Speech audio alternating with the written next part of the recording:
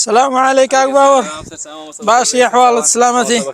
أحوال باشا. يا أخوة بخير سلام. أو خريج شو بوي؟ والله يا أبشي ليرة ده هذا شو لبر دوري ما مش كنت بقى قابل شيء بوتي جاي. والله دست خوش به كاري زور باش كدوا. رجلين خير اللي روي شرعية. هر زور خيره. لحيوانات إجدام بفي فرمايش بيغمبري صلى الله عليه وسلم خير وبعداشت هي. بله. بصراحة هي دكتور محمد عريفي باصي دكات.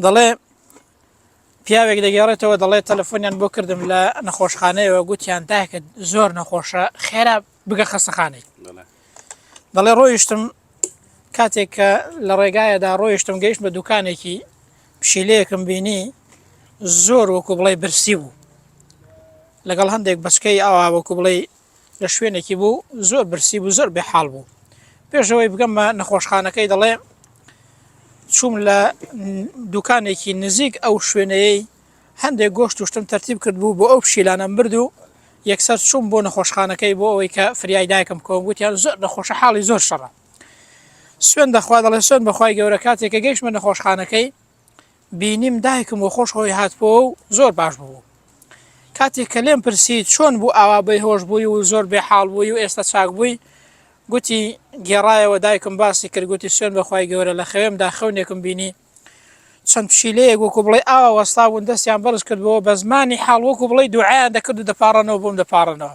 سبحان الله دەڵێ کاتێک گەیشتمە الحەمدولله دایکم چاک بووبەوە ئەوە سەیر نییە دەزانی بۆ لەبەرەوەی پێغەمبەر صلی الله علیه وسلم لە فەرمایشدا باسی کردە دەفەرمێ پیاوێک لەسەر ئەوەی کە سەگێکی تینوو دەبینێت تێر ئاوی دەکات خوای گەورە دەیباتە بەهەشتێ سبحان الله سەیر نییە ولا فەرمایشتێکی دیکەدا هاتووە ئافرەتێک لەسەر ئەوەی کە پشیلەیەک لە ماڵەوە سجن دەکات نەخواردن و نەخواردنەوەی پێدەدا هەتاوەکو دەمرێت پێغەمبەر فەرمووی صلی الله علیه وسلم ئەو ئافرەتە دەچێتە دۆزەخەوە بە ئەندازەی ئەو گوناه و تاوانەی لە دۆزەخدا دەسووتێت بۆیە ئینسان ئەگەر خواردن بدا بە ئاژەڵێکیش بەکەمی نەزانێت چونکە لە گیاندارانیشدا پێغەمبەر صلی الله علیه وسلم فەرموویەتی خێر و پاداشتەیە إن شاء الله مديو خير ما مقاتل إن شاء الله خوي جورا بنجاري لو كسانك بهشتينا بلطف وكرمي خوي إن شاء الله